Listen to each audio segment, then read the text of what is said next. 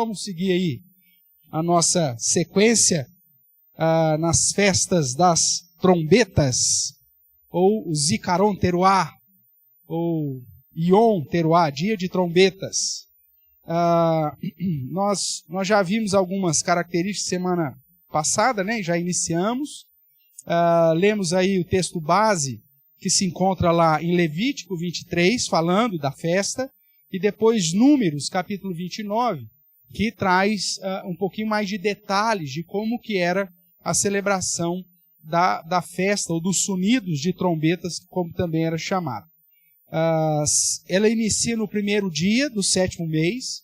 Nós já falamos também que essa festa agora, nos dias de hoje, ela coincide com o ano civil. Então, o judeu ele tem um calendário religioso e tem um calendário civil.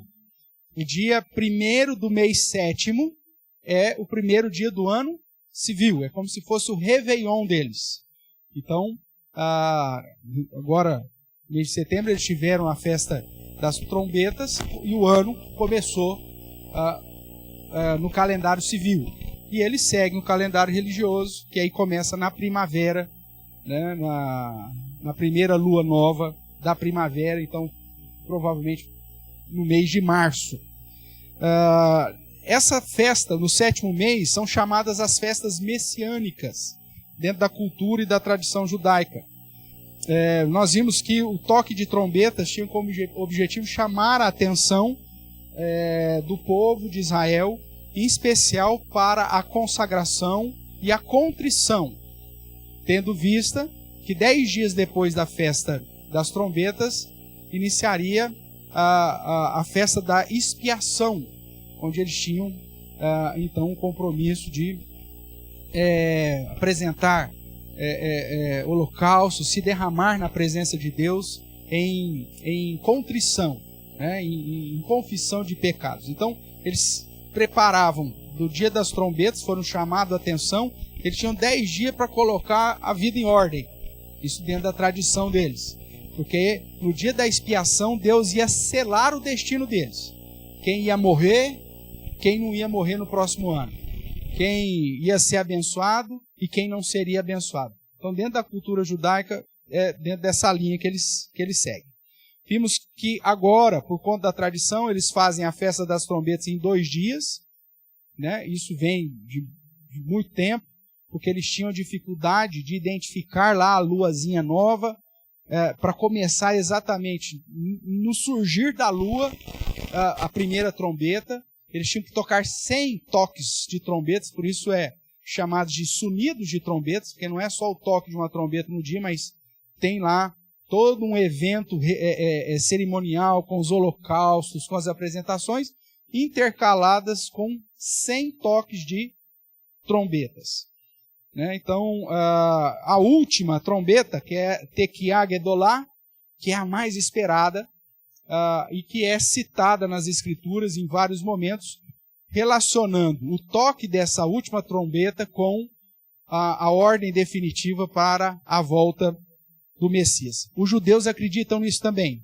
Só que como eles não creem em Jesus como sendo Messias, eles estão esperando ainda o Messias deles, o Messias político, aquele que viria para restaurar o reino de Israel no trono caído de Davi.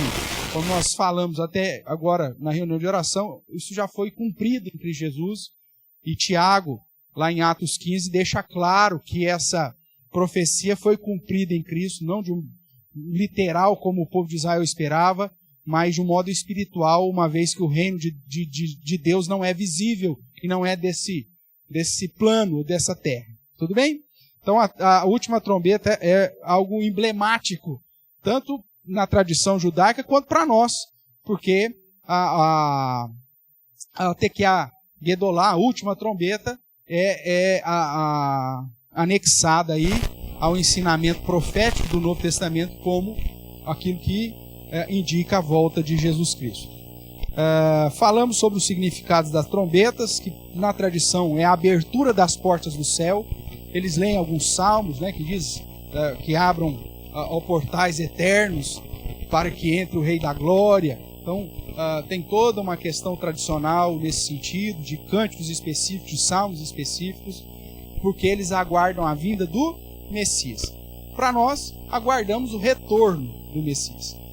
Falei também que é o ano novo, e como é para que entre o Rei da Glória, o Messias que vem na perspectiva de reassumir o trono de Israel, também é chamada, ou tem como significado a festa da coroação, onde o rei será coroado. O nosso rei já foi coroado nos céus, e ele virá então com toda a glória, com toda a honra, e todo joelho se dobrará, toda língua confessará que ele é o soberano, que ele é o Senhor.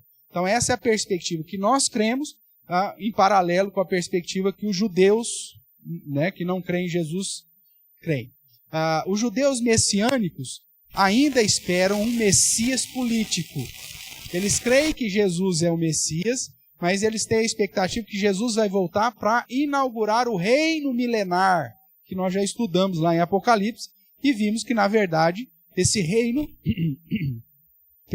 já foi inaugurado na primeira vinda de Jesus. É por isso que o Evangelho avança, vencendo para vencer. É por isso que os eleitos estão sendo alcançados. É por isso que a igreja está avançando no mundo e sendo perseguida. É porque o reino já é uma realidade. Mas os judeus messiânicos, os pentecostais e neopentecostais, acreditam que Jesus ainda virá para estabelecer o reino aqui. E eles acreditam, então, que Jesus virá, assumirá o trono de Jerusalém, estabelecerá um reino terreno de 1000 anos literais, para que então depois todas as questões relacionadas ao tempo do fim seja de fato na visão do judeu messiânico e dos pentecostais e neopentecostais, em especial os pré-milenistas, nós já estudamos isso também. A festa das trombetas indica, então, a vinda do Messias. E aí, esses 10 dias até a festa da expiação aponta para 1000 anos literais. Então, esses 10 dias da festa que há entre a festa das trombetas e a festa da expiação apontaria para 1000 anos de reinado, né, do Messias que vem com a trombeta. Tanto o Antigo Testamento, Isaías, nós lemos, fala da vinda com a trombeta, quanto no Novo Testamento. Tudo bem? Mas isso nós já mencionamos. Só relembrando aqui. A Páscoa, falando das 7 festas, né? Parando aqui na trombeta, que é que nós estamos estudando. Então a Páscoa aponta para a libertação. Jesus morreu. Na festa de pães asmos aponta para a santidade, consagração. Jesus foi sepultado. Nas festas das primícias, no domingo das primícias, que aponta para a primeira colheita, os primeiros frutos, Jesus ressuscitou. Depois, na festa de Pentecostes, 50 dias depois da festa das primícias, que começa propriamente aí, eu tenho o boom maior, né, das colheitas, é a festa das colheitas, você tem o derramamento do Espírito e a missão da igreja. Depois desse período vem o verão, que é o período maior de colheita, que é o que nós estamos vivendo hoje, que é o ano aceitável do Senhor, ou seja, o momento para se pregar o Evangelho a todas as nações, e aí virá as festas messiânicas, no 7º mês, a primeira que estamos estudando, que aponta para o Messias, ou o casamento do Messias, ou o rapto, o arrebatamento. Então, nesse sentido, nós cremos, como alguns pentecostais e neopentecostais, que a festa da trombeta aponta para o arrebatamento. Mas não um arrebatamento secreto por 7 anos apenas. Mas sim um arrebatamento definitivo e final, como a Bíblia apresenta em todas as vezes que fala do assunto. Né? Já estudamos aqui em outros momentos que quando o texto diz, um será tomado, o outro deixado, a interpretação que os pentecostais e neopentecostais dão, na verdade, está invertido. Né? E o exemplo desse arrebatamento que Jesus usa é o próprio dilúvio. Quando o dilúvio veio, preservou-se Noé e sua família, e todos os demais já foram alvos do juízo e da justiça do Senhor. Ali, no mesmo momento, no mesmo instante. Tá? Mas a festa das trombetas, de fato, indica o arrebatamento. Aí nós vimos uma sequência de textos, né, que apontam sobre isso. a importância da festa das trombetas. Tratamos a respeito desse rapto, né, o harpazo. Mencionamos aí algumas coisas. Vimos também a analogia da festa das trombetas apontando para a vitória de Jesus, a vitória do rei sobre as nações, para que a gente entre na nova Canaã, para que a gente entre no novo céu, na nova terra, com o símbolo do cerco de Jericó e ao toque das trombetas, o muro vindo ao chão. E aí começamos a tratar, mencionei pelo menos, a questão do arrebatamento, que é o motivo maior aqui que a gente precisa, tá? Quem está com a apostilinha aí, eu não sei que página que é, mas se alguém já está aberto aí, me indica para que eu possa falar para os demais. Tá aí, Júlia? Fácil? 7.1, página 71. Então vamos lá. O termo harpazo é um termo grego, né, que é traduzido como raptar, arrebatar, agarrar, apanhar, roubar, despojo. Vem do radical grego harpás, que é ladrão. Esse termo é interessante, irmãos, porque aponta a ideia de tomar, de raptar, de tomar para si. Abra a sua Bíblia, lá em Gênesis. É lógico que aqui não é harpazo, porque nós estamos no hebraico, mas um termo semelhante, que aponta para a ideia que o termo grego harpazo indica. Então, Gênesis, capítulo 5, o verso é de número 24.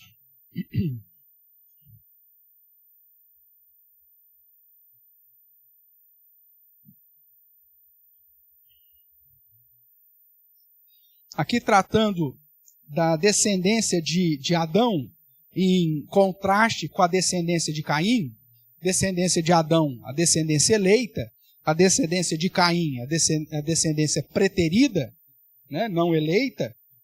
E aí você tem um paralelo muito interessante, quando você vê na descendência de Caim, no final do capítulo 4, uma sequência de 7 gerações, culminando na pior geração de Caim.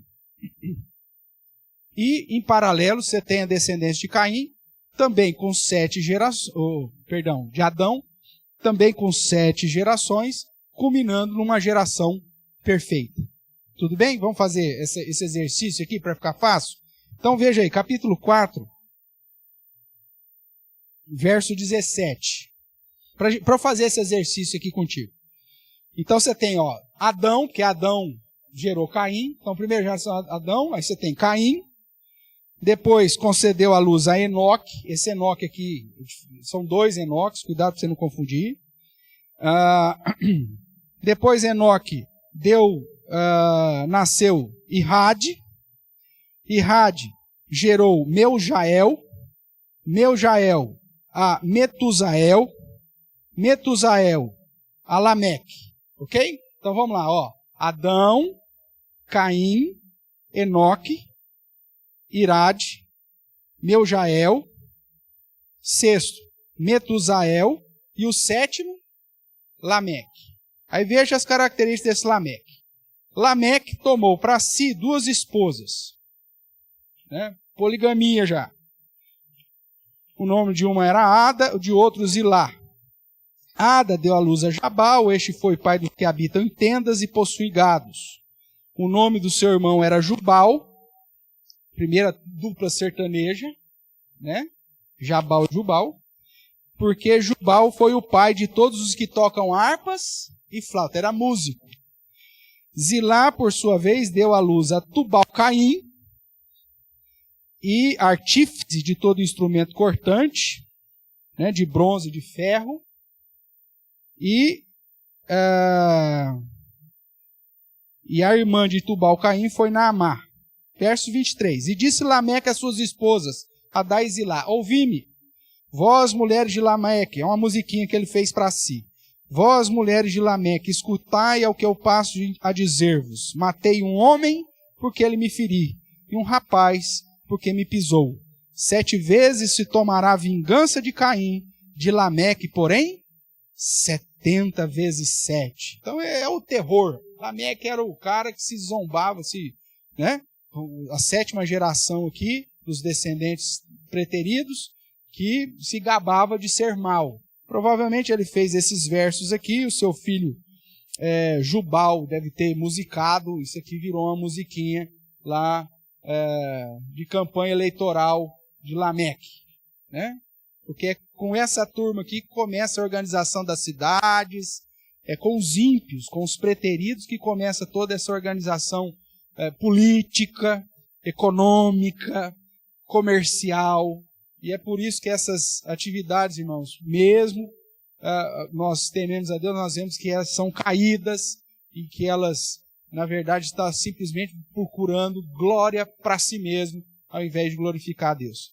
Na outra linha, você tem os descendentes de Adão, da linhagem eleita.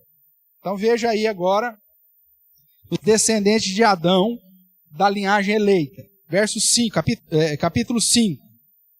Lembre que Caim também é descendente de Adão, tá? Então esse é o livro da genealogia de Adão. Então Adão aí o primeiro. Depois, Adão, verso 4. Ele tinha gerado já Caim e Abel, Caim matou Abel, então a linha dos eleitos teve que ser recomeçada. Depois que gerou a Sete, né? Então, verso 3, viveu Adão 130 anos, gerou um filho à sua semelhança. Essa expressão, filho à sua semelhança, aponta para essa ideia do que Deus fez Adão à sua imagem e semelhança.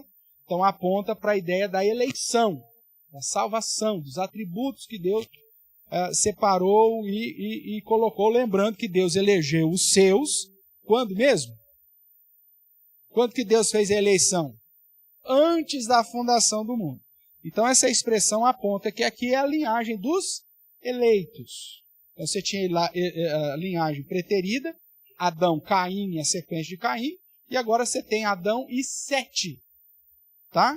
Que é a segunda linhagem e a segunda geração aí, Sete. Depois, verso 6. Sete viveu 105 anos e gerou Enos. Depois que gerou Enos, verso 9. Enos viveu 90 anos e gerou Cainã. Então veja lá, Adão, Sete, Enos, Cainã. Aí o verso 12. Cainã viveu 70 anos e gerou a Maalalel. Ok? Estão acompanhando aqui comigo? 5. Verso 15. Maalalel viveu 105 anos e gerou Jared. E aí lá no verso 18, Jared viveu 162 anos e gerou a quem? Enoque. Enoque é a sétima geração dessa linhagem. Lá de Caim você tem Lameque, o terrível, e agora nós temos Enoque. Não confunda com o primeiro filho lá de Caim chamado Enoque, hein? Quem quer esse Enoque aqui? Vamos ver. Verso 21. Enoque viveu 75 anos, gerou a Metusalém. Presta atenção agora, verso 22. Andou Enoque com Deus, e depois que gerou Matusalém, viveu 300 anos, teve filhos e filhas. Todos os dias de Enoque foram 365 anos. Andou Enoque com Deus e já não era, porque Deus o tomou para si. É a palavra hebraica correspondente a harpazo. Deus tomou para si, Deus raptou, Deus apanhou para si. Essa é a ideia. Não foi uma situação natural, foi uma situação produzida. Não é uma situação, Enoque subiu aos céus. Não, ele foi tomado. Ele foi retirado. É a palavra, então, para arrebatamento, que depois nós vamos ver lá no Novo Testamento. Então veja, irmãos, no início havia duas linhagens. A linhagem não eleita, preterida, e a linhagem eleita. Ele falou, pastor, que maravilha se fosse assim. O problema é que no capítulo 6, estou fazendo só um parênteses aqui para você entender a história, no capítulo 6 de Gênesis, a linhagem eleita casou com as mulheres da linhagem não eleita e vice-versa. Presta atenção aí no verso 6, só para a gente não perder aí a sequência. Capítulo 6. Como se foram multiplicando os homens na terra e nasceram filhas, vendo os filhos de Deus. Por que aqui é chamado de filhos de Deus? A linhagem dos eleitos, feitos à imagem e semelhança de Deus, e como lá Adão diz, fez um filho à sua semelhança. Então a linhagem de Adão, passando por Sete, Eno, Parará, Papapá, Enoque, Metusalém, é chamada de filho de Deus. Alguns vão falar, não, pastor, você quer anjo caindo, anjo não sei das quantas, porque lá em Jó, usa-se a mesma expressão para filho de Deus para os anjos. Esquece isso. Quando você vai para a genealogia de Jesus Cristo em Lucas, você vai ver de trás para frente lá, que então chega de Jesus até Adão, e a última expressão lá em Lucas é Adão, filho de quem? Você lembra disso ou não? Marca aqui Gênesis comigo. Marca aí, para a gente ganhar tempo. Vai lá comigo para Lucas 3.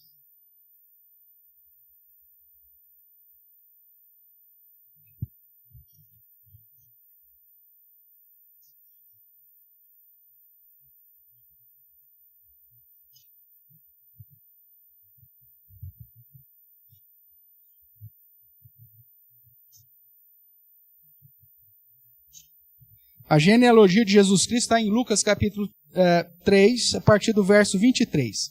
Para nós só interessa o verso 38, tá? Se você for comparar as duas genealogias de Mateus e de Lucas, você vai ver que tem nomes diferentes, muito provavelmente porque um dá ênfase em avô paterno e outro em avô materno. Mas o importante é que começa em Adão e termina em Jesus, passando por Davi. Isso era imprescindível. Então vamos lá, verso 38 aí. Cainã, filho de Enos, Enos, filho de Sete, e este filho de Adão. Qual que é a última expressão aí? Filho de Deus. Então, os descendentes de Adão são chamados, dos eleitos, são chamados de filho de Deus. Volta lá para Gênesis capítulo 6. O que aconteceu com esses meninos aí, eleitos, crentes, né? Filhos de Deus. Vendo os filhos de Deus, estou aqui no verso 2, vendo os filhos de Deus, que as filhas dos homens eram formosas. Quem que é as filhas dos homens? Da descendência de Caim, não preterida. Então aqui Moisés faz a diferenciação. De Adão saiu duas linhagens. A linhagem preterida, através de Caim, é chamada de filho dos homens. E de Adão, a linhagem que sai dos eleitos é chamada de filhos de Deus. Tudo bem até aqui? Beleza. Essas duas linhagens estavam seguindo, maravilha, anos a fio, ao ponto de chegar no ápice. Lameque, o terrível, versus Enoque, o santo. O amigo de Deus, andou com Deus. E aí as duas linhagens estavam caminhando. Porém, os filhos de Deus observaram que as filhas dos filhos dos homens eram o quê? Eram formosas. Isso que eu falo. É isso que eu falo. Né? Da filha dos homens, você tem lá a globeleza. Você tem, né? As mulheres, tarará. E aí, as filhas de Deus não corta cabelo, não raça o sovaco, né? Não escova o dente, né? Tem que cuidar um pouquinho, o mínimo, sem ostentação, obviamente, mas tem que cuidar. Mas o que aconteceu? Então os filhos dos filhos de Deus olharam para as meninas descendentes e falaram, nossa, elas são mais bonitas, elas estão mais ajeitadas, cheirosas, né? Usam um perfuminho de vez em quando. Então, vendo os filhos de Deus, que as filhas dos homens eram formosas, tomaram para si mulheres, as que entre todas mais lhe agradaram. E aí então, você tem aqui o problema. Então disse o Senhor, o meu espírito não agirá para sempre no homem, pois esse é carnal.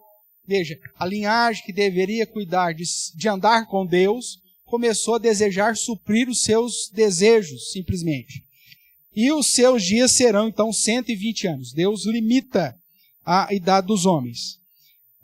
Ora, naquele tempo havia gigantes na terra, e aqui por isso que eles falam que eram anjos aqui e tudo mais, mas hoje a biologia já nos ajuda, porque quando você tem da formação de um único casal toda a geração humana, e isso a biologia, a ciência nos ajuda a confirmar, mas quando você tem parentes próximos se casando, existe uma característica biológica que é o gigantismo. Geralmente na quarta ou quinta geração. Se você pesquisar em biologia, você vai ver isso. É a mesma coisa se você pegar lá, casal de cachorrinho. E aí você tem lá de um casal de cachorrinho que teve os seus filhotes, você pega esses filhotes e você procria os irmãos, aí desses você procria ainda, você tem a chance de produzir gigantismo. Por isso a necessidade até dos criadores de animais de fazer aí esse rodízio, né, essa mescla, né, porque senão acontece isso. Então, provavelmente essa expressão aqui aponta tão somente pelo fato deles estarem se casando e formando famílias muito próximos, né? Famílias próximas. E aí, então, o que acontece? Teve esses gigantes aí. Verso 4. Ora, naquele tempo havia gigantes na terra e também depois, quando os filhos de Deus possuíram as filhas dos homens, os quais lhes deram filho, estes foram valentes, varões de renome na antiguidade. Só que gerou um problemão. Verso 5. Viu o Senhor que a maldade do homem se havia multiplicado na terra e que era continuamente mal todo o desígnio do seu coração. Então se arrependeu o Senhor de ter feito o homem na terra, e isso lhe pesou o coração. E aí você tem a história do dilúvio, que é a tentativa, né, a ação de Deus para recomeçar a história, porém, Noé e seus descendentes já são híbridos. O que significa isso, pastor? Que eles já são geração misturada entre a linhagem dos eleitos com a linhagem dos não eleitos. Misturou, então, antigamente, os filhos daqueles que vinham da linhagem eleita eram eleitos. E os filhos daquele que era da linhagem preterida eram preteridos. Hoje, quando misturou, o que acontece? Nós podemos ser eleitos ou não, e mesmo assim podemos gerar filhos e filhas eleitas ou não. É o caso, inclusive, dos patriarcas. Né? Abraão gerou Isaac e Ismael, ou Ismael e Isaac. Um filho da concubina, o outro filho da esposa. Um foi salvo, outro não. Isaac, o filho da promessa, casou e teve 2 filhos, gêmeos. Esaú e Jacó.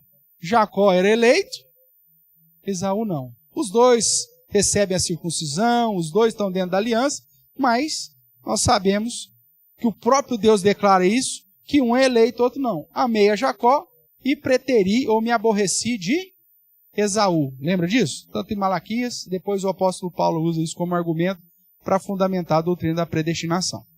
Então veja, irmãos, essa é a ideia aqui. Fechei aqui o parênteses, só para a gente não perder a linha. Voltemos para o nosso foco principal, que é o arrebatamento. Então, Deus, porque Enoque andou com Deus, Deus tomou para si. Provavelmente até aqui estava tudo bem, depois de Metusalém para frente o negócio complica, e aí então Noé, que é filho de Deus, já está dentro do pacote. Então, comparando agora o termo lá, com Apocalipse 12, verso 5. Abra sua Bíblia lá, por favor.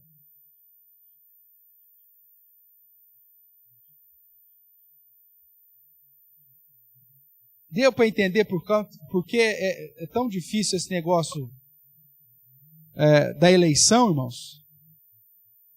Às vezes você tem, nossa, o pai é crente, a mãe é crente, nossa, que coisa e tal. Saiu só filho de Lameque. Só gente tranqueira. E vai morrer assim. E às vezes você tem lá um cara que não é eleito, casado com uma mulher eleita, ou vice-versa, e de repente os filhos é tudo salvo, gente consagrada, comprometido, dedicado. Acontece. E mesmo 2 eleitos pode gerar filhos não eleitos.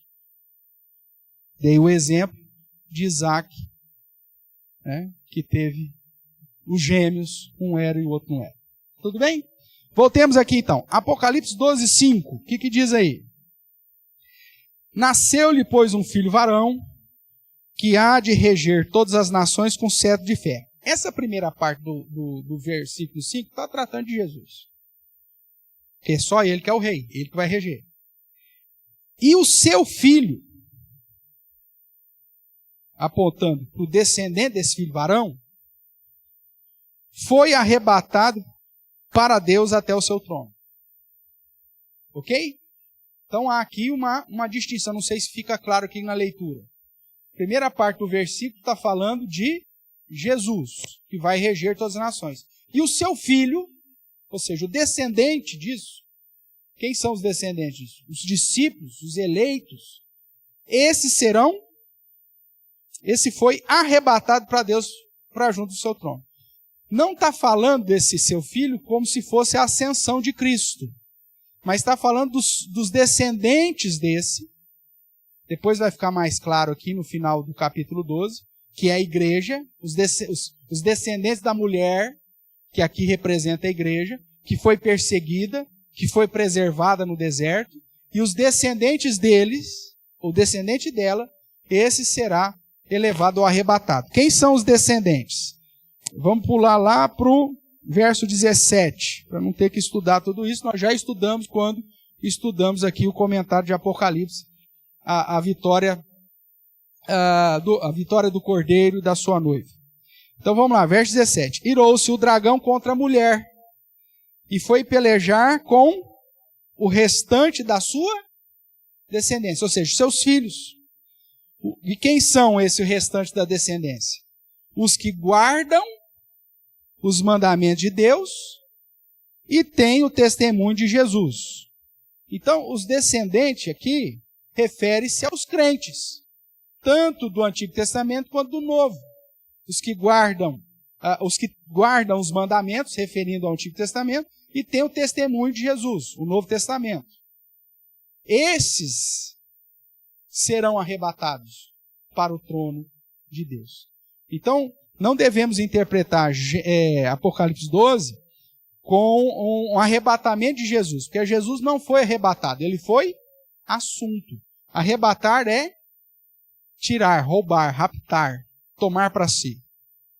Por isso que o casamento, que nós estudamos antes das trombetas, o noivo, ele vai arrebatar a noiva, ele vai roubar a noiva, ele vai raptar a noiva. Por isso que o termo harpazo vem de harpaz, ladrão.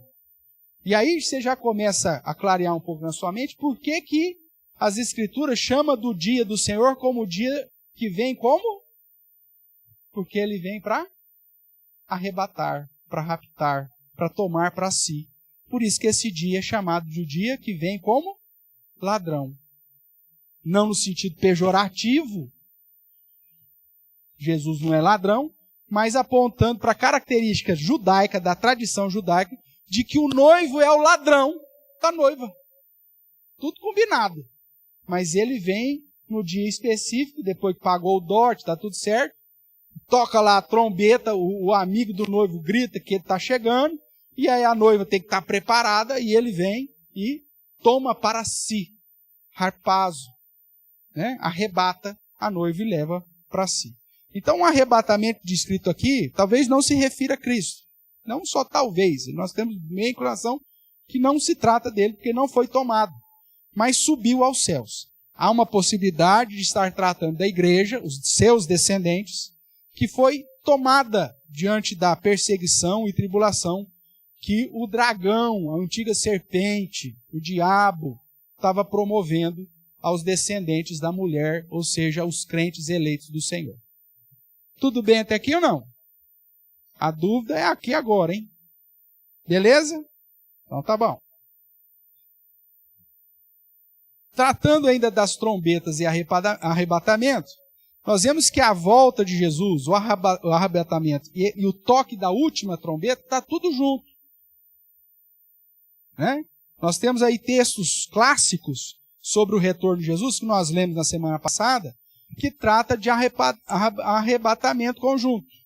Então são apresentados como uma expressão do toque da trombeta, e em especial a indicação da última trombeta, que provavelmente exclui toda e qualquer outra situação com trombetas nas Escrituras e que aponta diretamente para a festa das trombetas. Vamos relembrar nesses textos aí, né? Vamos dar uma olhadinha lá em 1 Tessalonicenses.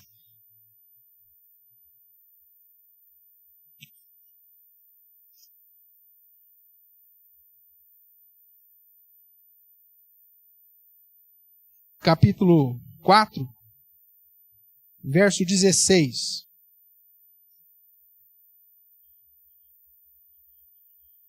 Primeira Tessalonicenses 4, verso 16 e 17.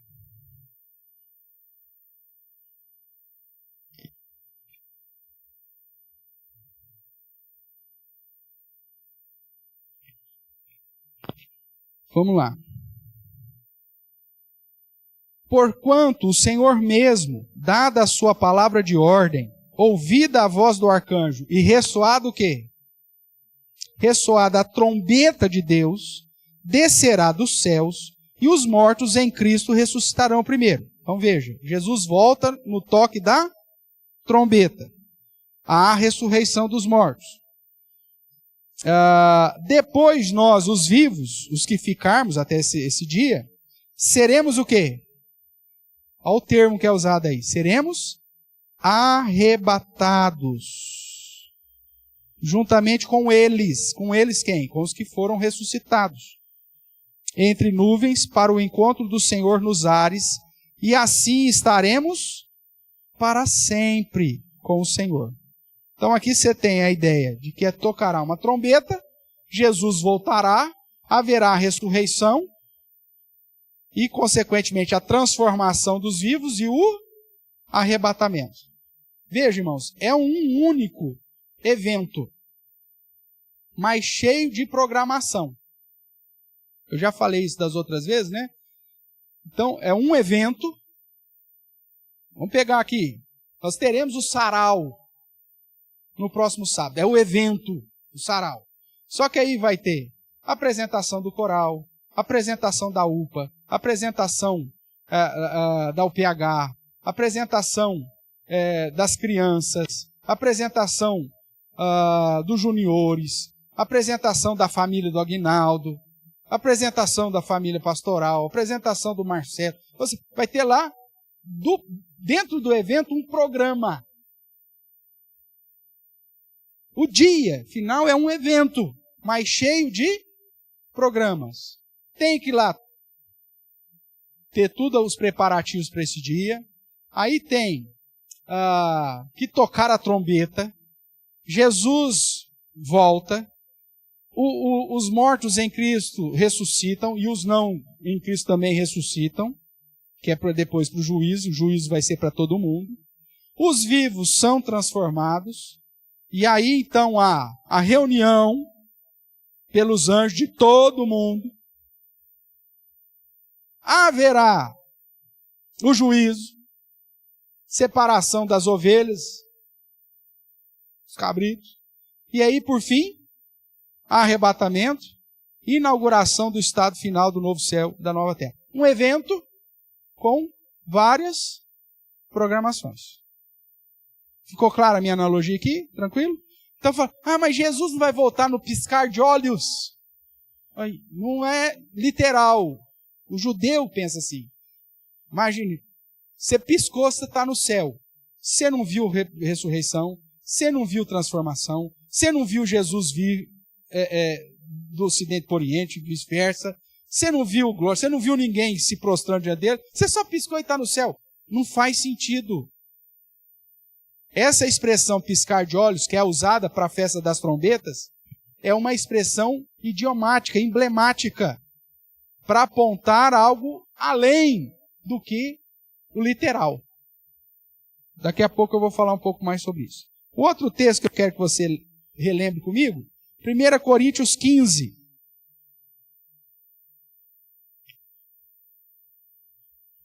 Que vai falar justamente desse abrir e fechar de olhos.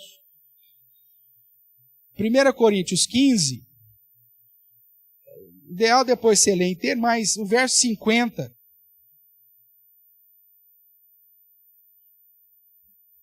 Isto afirmo, irmãos, que a carne e o sangue não podem herdar o reino de Deus, nem a corrupção herdar a incorrupção.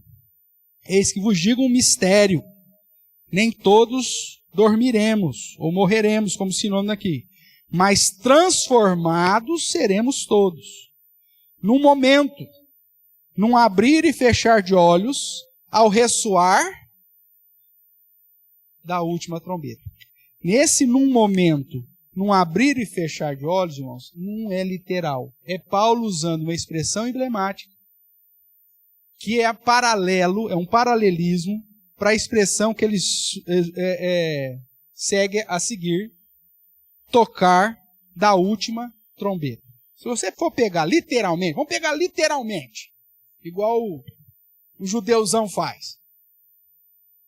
Quanto tempo dura o toque da última trombeta?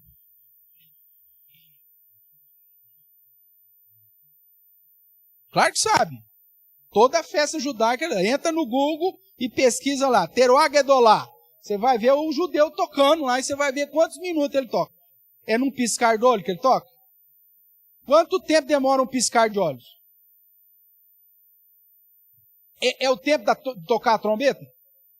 Então Paulo está dizendo que num piscar de olhos, ao tocar da última trombeta, dá para você pôr no mesmo tempo que isso?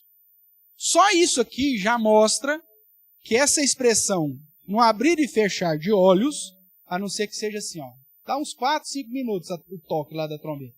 Você começa assim. 5 minutos, 2 minutos e meio você termina de fechar, e mais 2 minutos e meio para você conseguir abrir. É disso que Paulo está falando? É óbvio que não. Isso é ilógico. A expressão num piscar de olhos, ou num abrir e fechar de olhos, ao ressoar da última trombeta, porque nós já vimos em Tessalonicenses que tocou a última trombeta, o que acontece? Aí Jesus volta. Aponta para a festa das trombetas, que é chamada da festa de abrir e fechar de olhos. Porque a lua nova parece lá um olhinho fechado. E porque o atalaia, ele tinha que ficar olhando lá no deserto, né, nos montes lá de Jerusalém, para que no momento que a lua aparecesse, ele tocasse a trombeta. Por que eles começaram a fazer isso em 2 dias? Porque o cara piscava e perdia o horário que a lua apareceu, e aí então no outro dia ele já estava mais esperto, aí tocava na hora certa. Portanto, começou a ser chamada essa festa da festa de abrir e fechar de olhos. É tradição judaica. Você pode pesquisar, você vai encontrar isso facilmente. E não é uma situação literal. Porque tem vários programas nesse evento. Não pode ser literalmente a ideia, piscou, estou no céu. Porque aí nós não vimos nada. E aí não faz sentido nenhum. Tudo bem?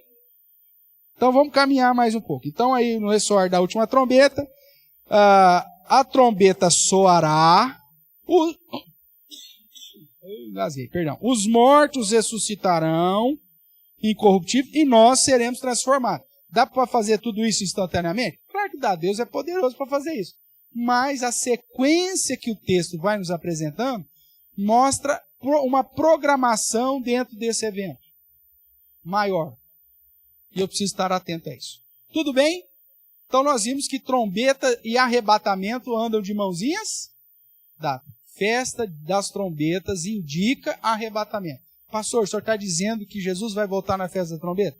Estou dizendo que é possível, porque a Bíblia me dá indícios para isso. Como Jesus morreu na Páscoa, foi sepultado em pães asmos, ressuscitou em primícias, o Espírito Santo foi derramado em Pentecostes, Olha, o que está faltando daqui para frente? A volta de Jesus, trombetas, dia do julgamento, expiação, e instalação do novo céu da nova terra, ou seja, Deus habitando conosco, festa dos tabernáculos. Então há um indício muito forte, eu não posso desprezar isso. E isso deveria me conduzir a estar ciente da relação das festas judaicas com a pessoa de Jesus. Por isso que estamos estudando esse tema. Para a gente não ficar alienado e desprezando os sinais que o próprio Deus estabeleceu quando criou os luminares. E que determinou que através de um calendário lunisolar, as datas dos compromissos que Deus agendou desde a eternidade já estão firmados. E se a gente tem condição de conhecer esse tempo e os sinais que Deus está dando, a gente tem que estar atento. Porque o próprio Senhor Jesus diz, olha, haverá sinais no céu, haverá sinais dentro da igreja, haverá sinais em todas as circunstâncias, antes que venha o dia do Senhor.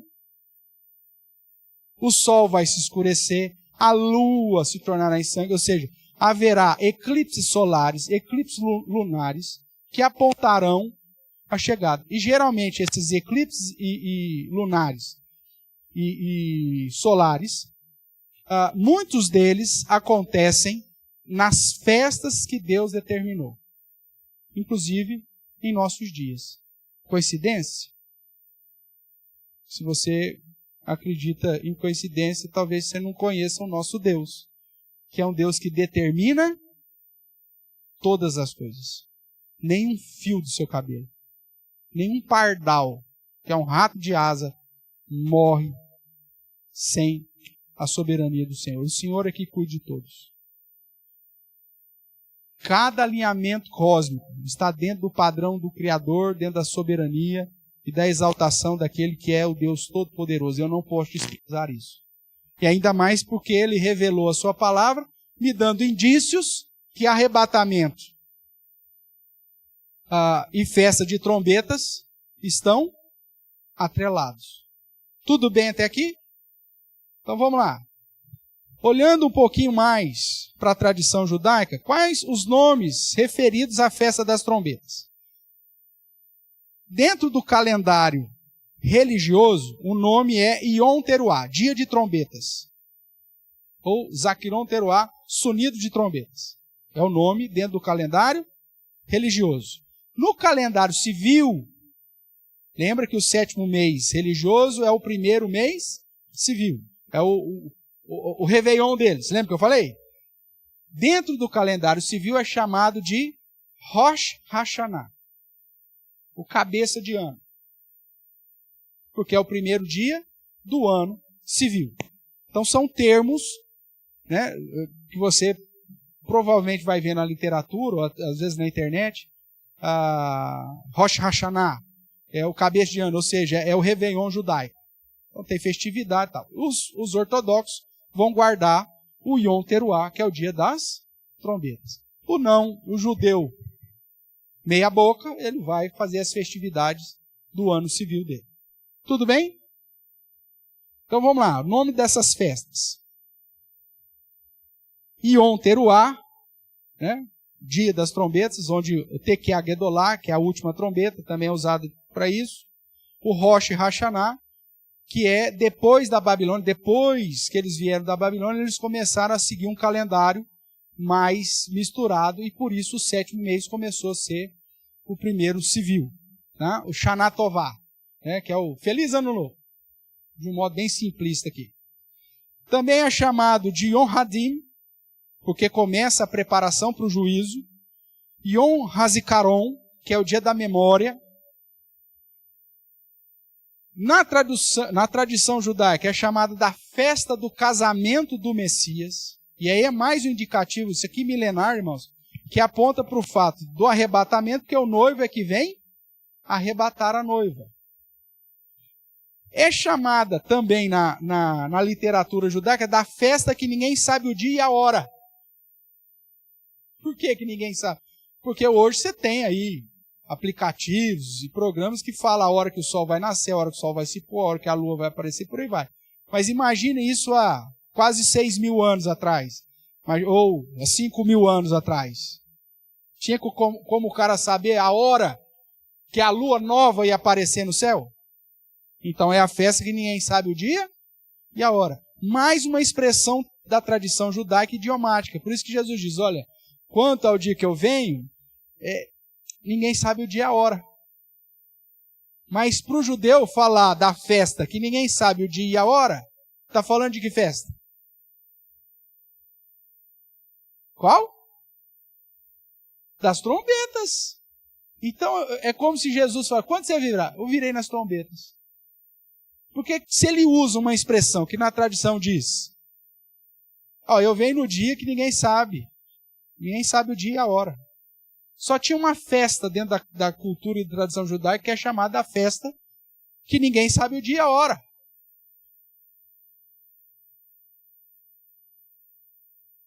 É a festa das trombetas. Mais um indicativo que a tradição, não a Bíblia, mas a tradição nos traz. Então a lua nova, 2 testemunhas do templo, que tinha que ir lá, sempre 2, porque um dorme e outro não sei o quê, mas porque ninguém sabia nem o dia, nem a hora.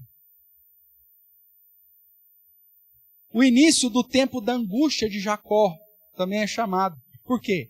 Porque eles têm 10 dias para se angustiarem diante de Deus, porque o Yom Kippur, que é o dia da expiação, está chegando.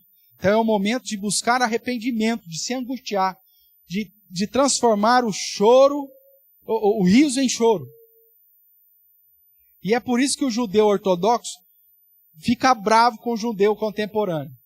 Porque o judeu contemporâneo, ele usa o calendário contemporâneo, o primeiro dia do mês 7º, como se fosse o primeiro dia do ano. E ele vai festejar isso nos modos ocidentais. E para o judeu ortodoxo, ele não tinha que estar se alegrando, ele tinha que estar se angustiando, chorando. O que mais? A festa do abrir e fechar de olhos, por conta das características. Mais uma expressão idiomática. Alguns a chamam de a festa ou dia que vem como ladrão. Isso usando, inclusive, amparo bíblico. Tanto a festa de abrir e fechar de olhos é referendada pela Bíblia, e o dia que vem como ladrão, referendada pela Bíblia. Por que vem como ladrão? Porque é o dia que vai acontecer o rapto, o arrebatamento, o tomar para si, como Deus fez com Enoque. Tudo bem? Beleza. Yom Teruah, dia da trombeta. Olha lá a luazinha lá, ó. Aqui ela está até grandinha já, né? Deve ser o 3º, 4º dia dela. Mas no primeiro dia, irmãos, é só uma virgulazinha no céu. Um risquinho. Eu não sei, nem lembro que época que nós estamos agora. Não sei que lua que nós estamos agora. Alguém sabe? Algum pescador aí sabe? Pescador gosta desse negócio de lua, ou não? Você não liga para isso, não? O dia que der, deu. Mas os antigos só ia na lua cheia pescar. Que é mais claro, o peixe vê a isca, você joga ali. Tá. Mas como nós não temos nenhum pescador aqui dos véi, então nós não sei nem que lua que tá. Mas se lua nova, então não está em lua nova. Você sabe quantos dias já faz? Estamos em lua nova? Internet é fantástico, né? Começou quando? Lua nova. Tá. Mas geralmente agora, sexta ou sábado, vira. Deve ter começado esse final de semana. Primeiro diazinho da lua nova, você vai ver lá, é só um risquinho. Tá? Então vamos lá. A relação da festa com Jesus. Primeira coisa que a gente tem que falar é que Jesus prometeu voltar, irmãos. O Messias vai voltar. E trombetas é justamente a festa do casamento do Messias. É da volta do Messias. A festa de trombetas, na lei cerimonial, apontava para a volta do Messias. Então a sua volta está marcada com expressões emblemáticas relacionadas à festa das trombetas. Nós já lemos 1 Tessalonicenses 4,16, ressoada a trombeta, Jesus voltará e a ressurreição dos mortos. 1 Coríntios 15:52. Aqui é a expressão importante. Última trombeta. Ao tocar da última trombeta. Somente na festa das trombetas, ou na festa da trombeta, existe uma relação explícita sobre o Tekiá Gedolá, a última trombeta. Quando eu fico assim imaginando o apóstolo Paulo, que o apóstolo Paulo viu tudo isso aqui, irmãos. Ele foi arrebatado. Ele subiu aos céus. E ele fala isso de um modo entre linhas. Mas foi proibido ele de revelar isso. Porque depois Deus daria a revelação para João. Mas imagine você foi lá, você ficou sabendo de tudo. E aí você não pode falar. Mas aí o que você faz? Nos seus escritos, no jeitão, dá uns atos falhos, vamos dizer assim, né? Porque apesar de ser inspirado por Deus, o Espírito Santo, ele não é psicografado. Não é sessão de mesa branca. O Espírito Santo vem e o cara... Não, nada disso. Ele inspira, mas ele preserva todas as características, as faculdades mentais, todos os sentimentos, o vocabulário do instrumento que está sendo inspirado. Então, Paulo está escrevendo livre, porém, sob a direção. E ele dá essas escapadinhas quando ele usa essas expressões. Né?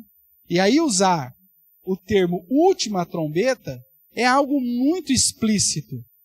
Porque em todas as festas, a última trombeta das 100 só acontece na festa das trombetas. Tudo bem até aqui? Você vai ver no Antigo Testamento que havia outros momentos de festa onde se tocava trombetas. Trombetas de metal, inclusive, coisas desse tipo.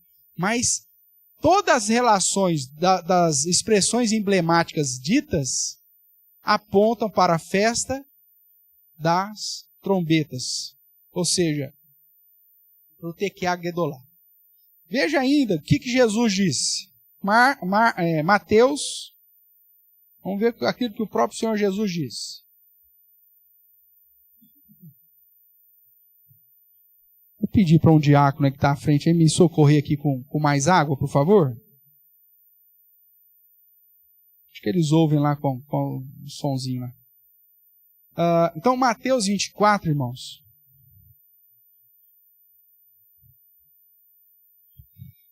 Do verso 30 e 31.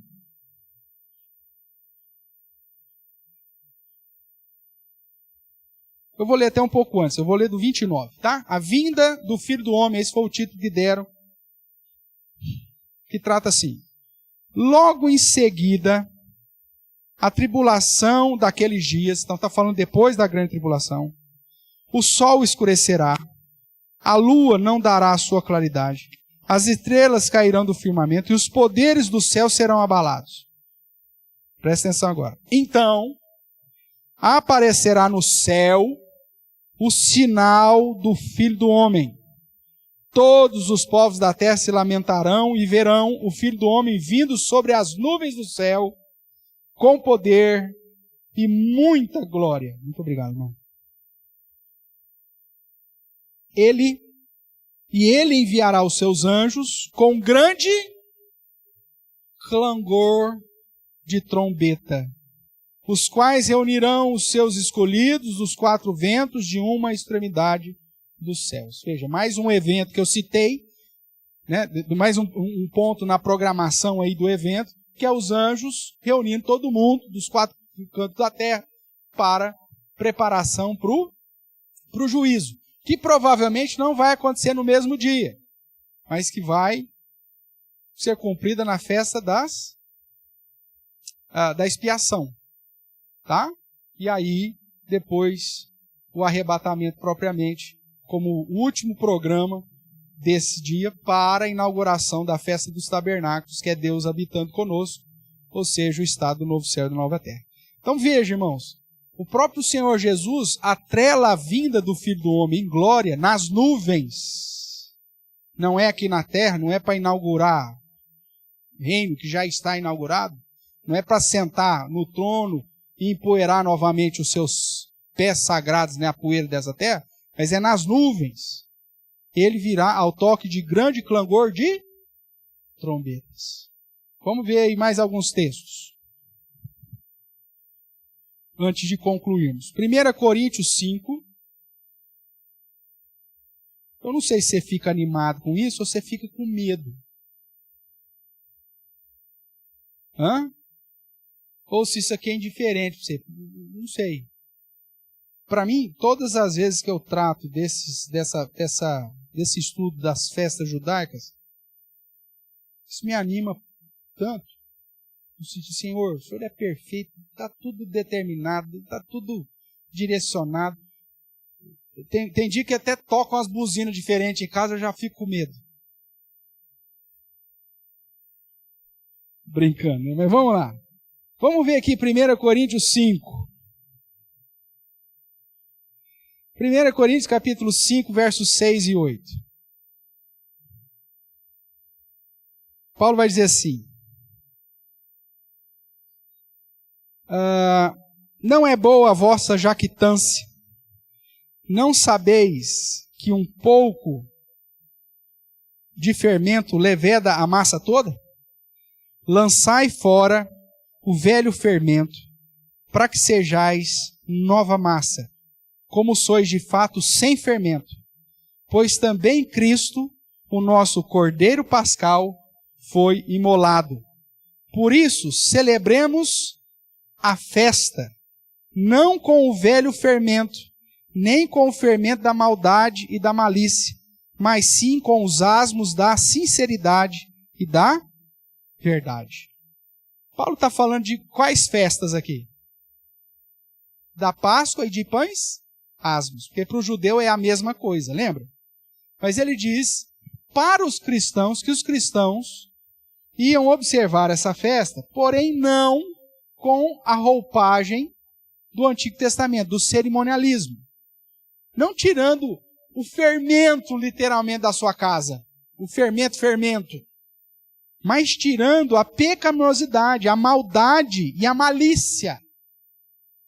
Paulo está indicando os cristãos a, pelo menos, continuar com a lembrança da ordenança das festividades, mas aplicar essas festividades na perspectiva não literal, de não celebrar mais como era a lei cerimonial. Você tinha que tirar todo o fermento da sua casa, não deixar um grãozinho. Mas sim, espiritual. Tirando o quê? A influência da malícia e da maldade. Ou seja, da santificação. E ele diz,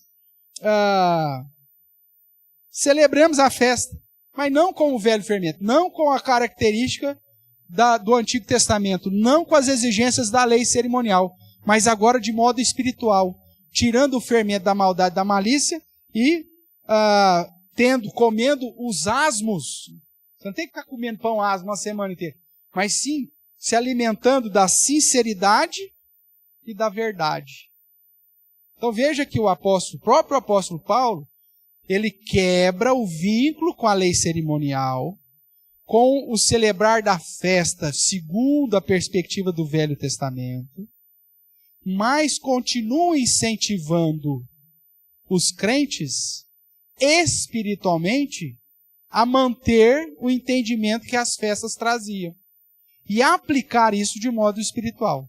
Você não vai tirar o fermento literal e você não vai só comer pães asmos literais, mas você vai tirar a maldade e a malícia e se alimentar da sinceridade e verdade, porque o Cordeiro Pascal, ou seja, Jesus Cristo, nosso Cordeiro Pascal, já morreu, já foi imolado. Só que o que acontece? Como nós nos distanciamos tanto da cultura judaica, até por conta da influência católica, que perseguiu na Inquisição todos os judeus, o protestantismo acabou vindo, negligenciando a parte boa e necessária da tradição e da cultura judaica para nós entendermos expressões emblemáticas, idiomáticas que o próprio Senhor Jesus trouxe e que somente com o óculos de uma cultura e de uma tradição judaica, é possível compreender da maneira correta. É possível entender que algumas expressões que a gente, infelizmente, traduz também ou interpreta literalmente, na verdade, é um indicativo de algo completamente diferente. A gente tem isso em todas as culturas, né? Eu já citei isso em outros momentos. A gente tem expressões nossas que só fazem sentido dentro da nossa relação cultural. Se chegar qualquer estrangeiro aqui e você apresentar uma expressão emblemática ou idiomática que é característica do nosso idioma, ele vai ficar perdido. O que você quis dizer com isso? Não passa nada pela cabeça exatamente agora, com exceção do chamar alguém de Pelé, né? O fulano é o Pelé das comunicações. Para nós isso faz sentido. Ou então para a nossa característica caipira, interiorana, né?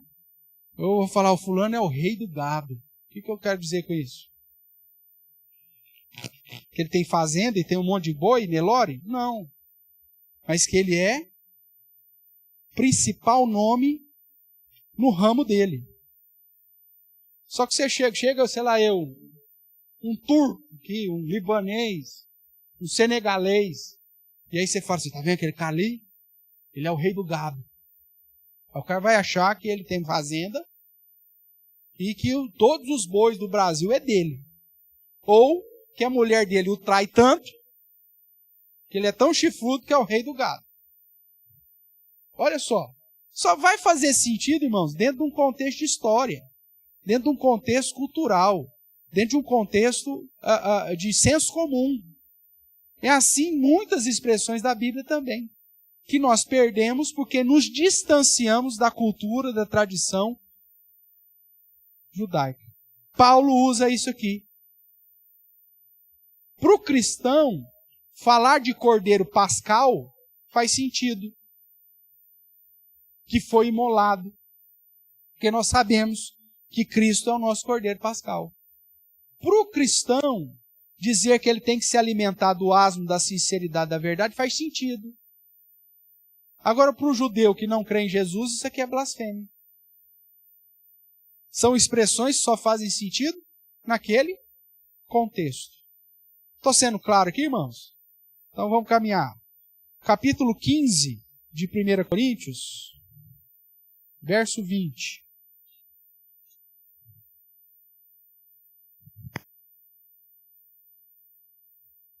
Veja como que Paulo usa as festas para fazer conexões cristãs. Verso 20 aí, ó. Mas, de fato, Cristo ressuscitou dentre os mortos, sendo ele o quê? Ele ressuscitou que dia? Que dia que Jesus ressuscitou? Na festa das primícias. Você acha que Paulo falou isso aqui à toa? Paulo está enfatizando, externando, deixando explícito que as festas, tanto o Cordeiro Pascal, os asmos da sinceridade, da verdade, porque ele foi as primícias, tudo isso indicando que há uma relação da ação do ministério terreno de Jesus com as festividades que Deus já estabeleceu e determinou antes de tudo, na criação. O que mais que ele diz? Sendo eles as primícias dos que dormem, visto que a morte veio por um homem, também por um homem veio a ressurreição dos mortos. Porque assim como em Adão todos morrem, assim também todos serão vivificados em Cristo. Cada um, porém, para a sua própria ordem. Cristo, as primícias, depois os que são de Cristo, na sua vinda. E então virá o fim, quando ele entregar o reino ao Deus e Pai, quando houver destruído todo o principado, bem como toda potestade e poder. Veja, nesse momento, Jesus está reinando. Depois, ele vai devolver o trono ao Pai e reinará eternamente conosco. Essa é a ideia. Mas Paulo faz aqui mais uma conexão com uma festa. Cristo é as primícias. Veja ainda, volte um pouquinho aí, o capítulo 12. Aí nós vamos ver os dons, né? E o capítulo 13. Que mostra essa ação do Deus triuno na preparação dos seus, né? Só vou focar aqui no início do capítulo 12, quando ele diz assim, verso 3. Por isso vos faço compreender que ninguém fala pelo Espírito de Deus, afirma anátema Jesus. Por outro lado, ninguém pode dizer Senhor Jesus senão pelo Espírito Santo. Aí ele diz, ora, os dons são diversos, mas o Espírito é o mesmo. E também há diversidade no serviço, mas o Senhor, referindo-se ao Senhor Jesus, porque ninguém pode falar Senhor se não for pelo Espírito Santo, é o mesmo. E há diversidade nas relações, mas o mesmo Deus é quem opera tudo em todos. A ideia, portanto, irmãos, é que o Deus Trino, ele age no nosso meio, nos conduzindo a servi-lo com dons, inclusive nos dando discernimento para glorificá-lo. Nós estamos dentro desse processo da ação do Deus Trino na nossa vida, nos conduzindo, nos edificando e nos usando para a edificação de todos. É isso que depois ele vai dizer lá. Que essa divisão de dons tem como objetivo edificar toda a igreja. Para quê? Para que a gente não fique alienado das coisas do próprio Deus. Então esse edificar através da perspectiva dos ensinos relacionados às promessas de Deus, tem que trazer edificação para nós. Quando você traz uma tradução assim, uma interpretação assim, a volta de Jesus vai ser quando? Ninguém sabe nem o dia nem a hora. Isso te edifica? Não, isso coloca um terror terrível na sua cabeça. Ao ponto que tem gente que leva para o lado literal que dorme vestido. Sério. Principalmente algumas denominações, nós sabemos que são seitas, mas conversa com alguém da Congregação Cristã do Brasil, para você ver. O cara dorme vestido, porque se Jesus voltar de noite, ele está pronto. Meu amigo, nosso corpo será transformado. Você precisa dos dons de ensino, porque senão você sai fazendo besteira. É preciso isso. E principalmente conhecer essas características importantes da cultura, cosmovisão, tradição judaica, que nos auxilia e muito na interpretação correta de expressões do próprio Senhor Jesus, que não se esqueça, se encarnou como judeu. Se encarnou dentro de uma cultura específica, com um idioma específico, com uma cosmovisão específica, com uma literatura, né, um gênero literário e uma característica literária específica. Veja ainda, no 1 Coríntios 15, 51 e 52, nós já lemos, mas vamos relembrar aqui, que da mesma forma que ele faz uma conexão com a Páscoa, Cordeiro Pascal, com os asmos da sinceridade da verdade, com as primícias. Agora na ressurreição ele faz com as trombetas. Veja que quando nós lemos, né, no verso 51 e 52, diz, e eis que vos digo um mistério, nem todos dormiremos, mas transformados seremos todos, no momento, num abrir e fechar de olhos, ao ressoar da última trombeta. Essa expressão aqui, ela não está desassociada das outras festas. É isso que eu quero chamar a sua atenção. Ele fala do Cordeiro Pascual, referindo-se à festa da Páscoa. Ele fala aos asmos da sinceridade da verdade, referindo à festa dos pães asmos. Ele fala que Jesus é as primícias, referindo às festas das primícias. Ele diz que o Espírito Santo veio edificar a igreja, trazer dons para a igreja, na ideia de pregar o evangelho e edificar as nações, mostrando, ou fazendo uma alusão à festa de Pentecostes. E agora, ele diz que a volta de Jesus se dará no clangor ou no tocar da última trombeta. Se fosse uma expressão isolada, aqui em 1 Coríntios 15, se ele não tivesse citado nenhuma das outras festas anteriores no livro inteiro ou na carta inteira, você poderia dizer, não, pastor, o senhor está forçando a barra de que essa última trombeta aqui refere-se à festa das trombetas. Mas eu tenho a carta inteira escrita por um único homem, uma única cabeça, fazendo, inspirado pelo Espírito Santo, fazendo uma conexão com todas as festas até a quinta. Vou desprezar isso? Não posso. Há um indício muito forte, irmãos.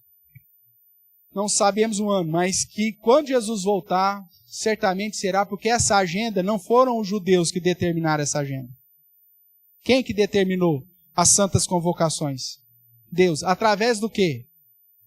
Do calendário que ele mesmo estabeleceu com o sol e com a lua. Então, eu estou falando de uma agenda que Deus convocou, que Deus determinou. Não é uma agenda que eu inventei, que o judeu inventou. E que a Bíblia inteira está apontando para você, falando assim, presta atenção nas festas.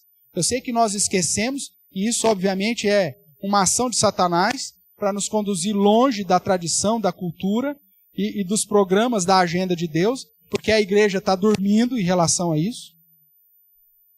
Para que a gente não fique atento e não vive em vigilância e atuação constante na obra do Senhor. Mas está aí, irmãos, à porta. Concluindo, o que nós podemos então concluir disso tudo? Primeiramente, que a festa das trombetas é uma festa profética. Como o próprio judeu diz, inicia-se as chamadas festas messiânicas. Indica, até mesmo com essa mudança aí do calendário civil, indica o início de um novo tempo. Inclusive um tempo que exige angústia, contrição. É a festa da angústia de Jacó. E que aponta, por termos, versos e expressões bíblicas, para o arrebatamento da noiva, o arrebatamento da igreja. A festa das trombetas, irmãos, serve para indicar a necessidade de estarmos atentos, vigilantes, atuantes e firmes no propósito de aguardar o retorno de Jesus em santidade e dedicação. É disso que Jesus vai tratar nas parábolas pós-sermão escatológico. A parábola das 10 virgens, a parábola do servo, apontando para a vigilância, apontando para a dedicação, apontando para a fidelidade.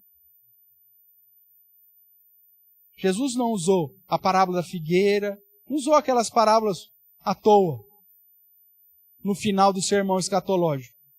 É porque até a volta de Jesus nós temos que estar vigilantes, observando os sinais, observando aquilo que ele nos traz e observando as Escrituras, e ao mesmo tempo nos consagrando, mantendo a nossa lâmpada acesa, atuando e não fazendo como servo mau.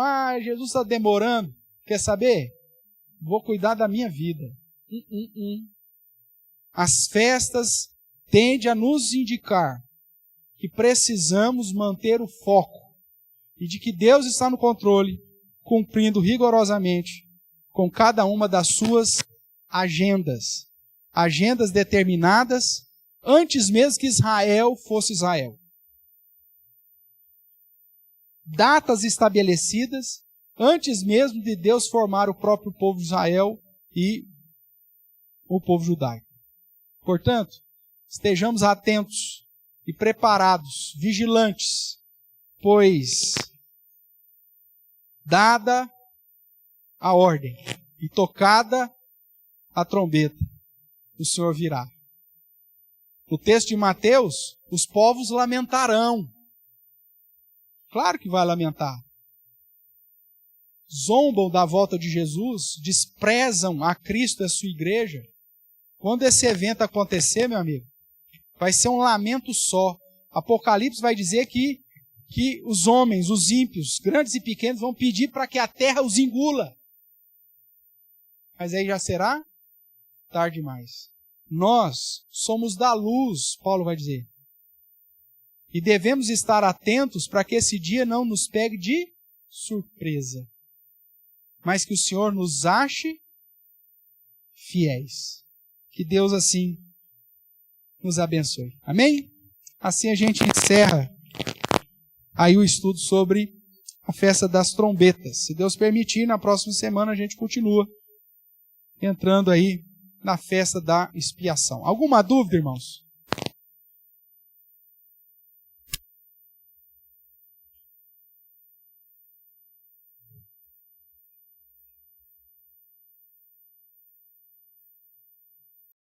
Porque esses títulos acabaram se perdendo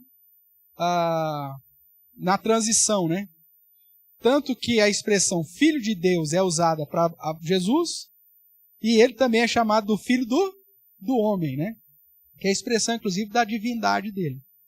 Mas a ideia, lá no parênteses, né, de voltar da genealogia, é que Lucas, e a ideia sempre é que o Novo Testamento tem que trazer luz para o Antigo Testamento. Então, a expressão usada em Lucas, chamando Adão de filho de Deus, tem muito maior peso do que Jó, dizendo que os filhos de Deus são os anjos. Então, quando eu aplico a Adão, eu preciso seguir a luz maior. Né? E entender lá os gigantes e tal, como uma reação hereditária, biológica e tudo mais, e não com a questão de uma união híbrida entre seres celestes, né, os Néfilins que eles falam, que é o termo hebraico, com as mulheres humanas, gerando valentes e tudo mais. Tarará. Jesus não morreu por anjo nenhum. Jesus morreu por homens, descendentes de Adão, eleitos segundo a vontade de Deus antes da fundação do mundo. E não por híbridos, mistura entre anjo e gente. Então, eu tenho amigos formados no meu seminário que defendem essa interpretação. Eu, com esse exercício que a gente apresentou aqui resumidamente hoje, que o objetivo não era esse, mas eu tenho defendido aquilo que, de certa forma, resumidamente eu apresentei, que, na verdade, o filho dos homens refere-se aos descendentes de Adão da linhagem de Caim e os filhos de Deus aos descendentes de Adão na linhagem de Sete, e que depois, no capítulo 6, misturam, e por isso que nós temos aí essa dificuldade de saber quem é o eleito ou não até a regeneração, até o momento que o próprio Espírito Santo chama o eleito para si. Inclusive, é possível que na igreja nós tenhamos um monte de não eleitos. Tá? Pessoas que estão aí, caminham com a gente, iluminados, aprenderam o contexto. Meu pai foi, minha mãe foi, eu fui batizado na infância, mas que nunca teve um novo nascimento, nunca teve a regeneração, nunca passou pelo novo nascimento, ou ser nascido de Deus, como João vai falar nas suas epístolas. Tá? Então, infelizmente, isso acontece. Por isso que naquele dia, muitos dirão, Senhor, Senhor, em teu nome, fiz isso, fiz aquilo, eu não te conheço. Não te conheço. Agora, o eleito tem condição de saber que ele é eleito? Tem. A Bíblia diz que o Espírito Santo, ele testifica que somos filhos de Deus, e daquilo que nós nos revestimos, transforma ou mostra se de fato passamos pelo novo nascimento, se somos eleitos de Deus ou não. Paulo vai dizer, revestivos, pois, como eleitos de Deus, santos e amados. Então, como eleito de Deus, eu tenho algumas características, algumas virtudes, né, que servem para corroborar que eu fui chamado ou não, que eu nasci de novo ou não. Então, crente que tem dificuldade, por exemplo, em amar ao próximo, em perdoar, né, em ser humilde, em se submeter à autoridade, uma série de situações que Paulo vai apresentar nas suas cartas, já é um indício que aquele cara, ele pode ser membro da igreja, pode ser diácono, pode ser presbítero, pode ser até pastor, mas não é eleito. Então essa é uma realidade triste, mas é uma realidade que a gente vive e só no dia final para ter a separação. Tá bom?